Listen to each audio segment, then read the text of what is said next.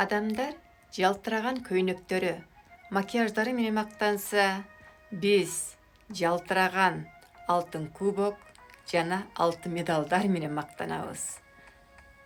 Түркия 5 федерациянын тренери, кыргыз кызы, түрк келини Дарика Адатовна Ажар.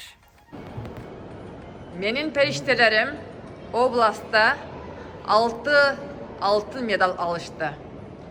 Benim meleklerim İstanbul'da 6 tane altın madalya kazandılar. Tebrik ediyorum çocuklar. Teşekkür ederim. Teşekkür ederim. Tebrik ediyorum şampiyonlar. Teşekkür ederim. Teşekkür ederim. Evet. Hepsi de altın. Harikasınız şampiyonlar. Tebrik ediyorum. Teşekkür ederim. Evet.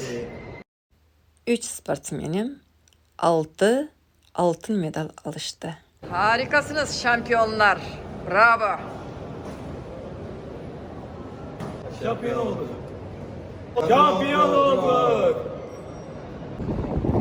Altın madalya geliyor. Altın medal geldi. Bu 7. altın medal menin üçün.